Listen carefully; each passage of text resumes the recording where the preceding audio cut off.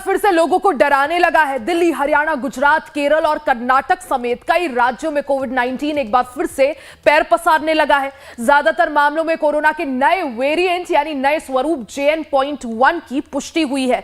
दिल्ली में कोरोना की रफ्तार देखते हुए सरकार ने एक खास तैयारी करना भी शुरू कर दिया है। देखिए।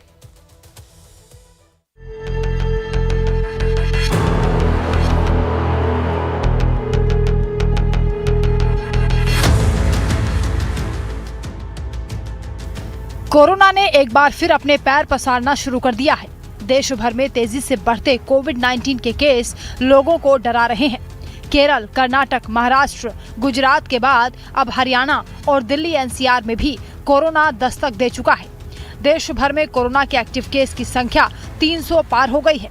भले ही स्थिति अभी ज्यादा खतरनाक ना हो, लेकिन सावधानी हमेशा इलाज से बेहतर होती है।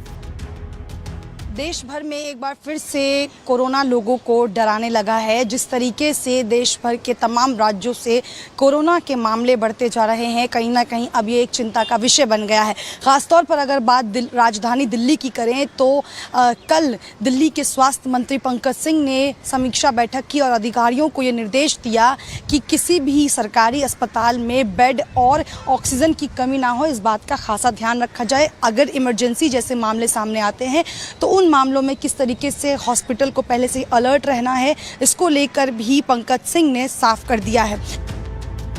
देश के दिल्ली में कोरोना के अब तक 20 से ज्यादा मामले सामने आ चुके हैं। दिल्ली में कोरोना के बढ़ते केसेस को देखते हुए अब सरकार भी अलर्ट हो गई है। दिल्ली के स्वास्थ्य मंत्री डॉक्टर पंकज कुमार सिंह ने स्वास्थ्य विभाग के अधिकारियों के साथ मौजूदा स्थिति की समीक्षा की। इसके बाद दिल्ली सरकार ने सभी सरकारी और निजी अस्पतालों के चिकित्सा निदेशक और चिकित्सा अधीक्षकों को दिशा निर्देश जारी कर अलर्ट कर दिया है। देखिए, कल तक कोरोना के टोटल दिल्ली में 23 केस आए थे और वो प्राइवेट लैबों में से आए हैं। दिल्ली सरकार इसको पहले देखना चाह रही है कि ये पेशेंट दिल्ली के थे कि दिल्ली से बाहर से आए थे। दूसरा, तैयारी के रूप में हमारे सारे मेडिकल सुपरिटेंडेंट से बात हो रही है, डॉक्टर्स की सारी टीमों से बात हो रही है। प्राइमरी किसी चीज के लिए दिल्ली सरकार तैयार तत्पर है। दिल्ली के अस्पतालों को जांच और निगरानी बढ़ाने के निर्देश दिए हैं। सरकार ने अस्पतालों में सभी को मास्क पहनने के भी निर्देश दिए हैं ताकि संक्रमण का फैलाव ज्यादा ना हो। ऐसे में डॉक्टरों ने लोगों को सावधानी बरतने और ना घबराने की सलाह दी है।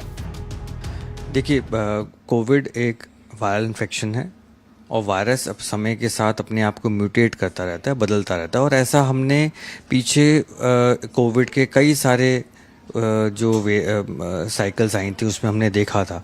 तो वो उसी तरीके से ये एक कहा जा रहा है कि ओमिक्रॉन वायरस जो है उसका वेरिएंट है, उसका एक सब वेरिएंट है और ये सब वेरिएंट है तो ये उतना घातक तो नहीं लगता है जितनी हमारे पास रिपोर्ट्स आ रही हैं उसके हिसाब से, और ये एक नॉर्मल वायरल वेरिएंट की तरह ही हमें लेना चाहिए।